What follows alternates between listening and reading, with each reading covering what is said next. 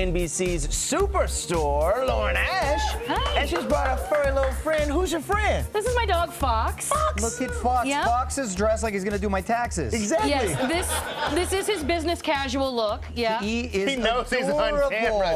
He's so good. He's a star, quite I frankly. love that. He's 11 years young and he's just ready to start a burgeoning acting career, Wow. you know? Yeah. Look at that. I love that. Thank you for joining us. Now, it's nice to see you again because Yes. we were working together and hanging out over at the Miss America pageant. Yeah. How'd you enjoy being a judge?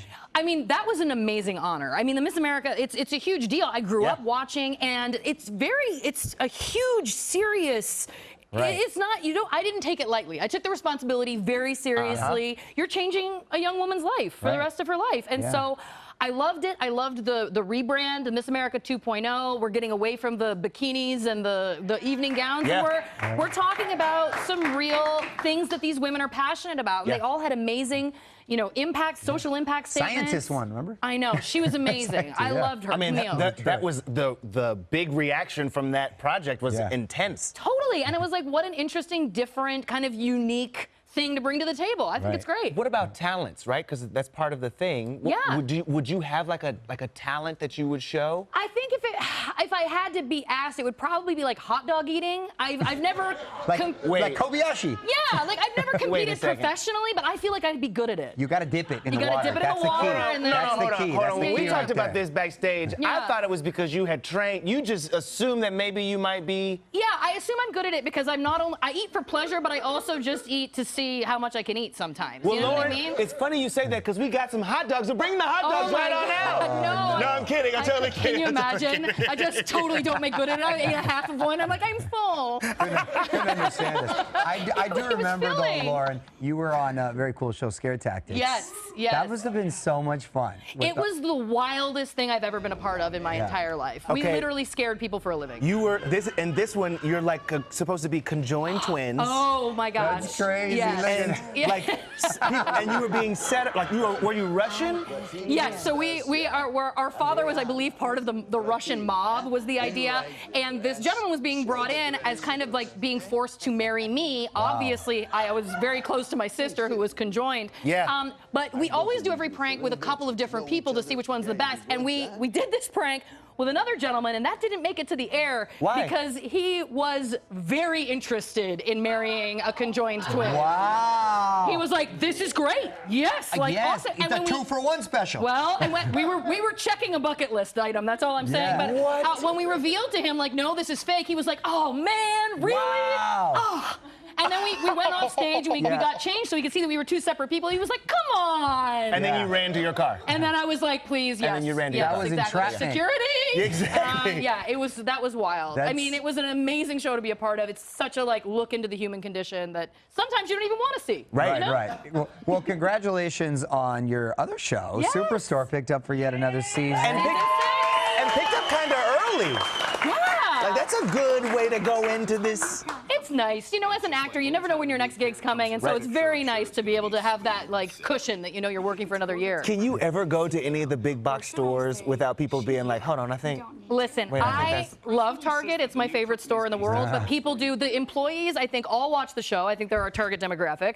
Don't pardon the pun. But they are terrified of me, so I'll hear people whispering like, "Oh my gosh, it's Dina, don't." And I'm like, "I'm very nice. I'm Canadian in real life." Well, right there. Dina will send you through some things. You know what I mean? She will. You never know But where it's going. It's funny because the show has gotten so popular, and now it's like I'll go to the grocery store and I'll have teenagers kind of like chasing me around, like trying to hide and take photos. And I'm like, "Guys, I'll take a picture with you." But there was one day I was really there was a big group kind of following me, and there was this older woman. I was stopped looking at something, and she's like, "You're on television?" And I was like, "Yeah." And she's like, "You're very tall." I was like, "Okay." She's like, "You reach item for me." Russian and I was lady. like, "Stay down. Stay down, Lauren." I was like, "Stay humble. Doesn't matter. You got 12 kids following you with camera phones. Give me the You know, toilet just paper you're off the tall. top. Get me a can of soup." We actually have a clip from this week's episode. Let's check it out. Wait, so you didn't get my security memo about the chafies? Chafies? Yes, the fuel cans that caterers use. Teens are drinking them to get high. We have to put out red label warnings. Red label warnings. Dina, you can't just text me something like that. We could get in a lot of trouble. Yeah, I know. That's why I added my avatar like this. I thought it was screaming, but I guess it was silent because you muted me.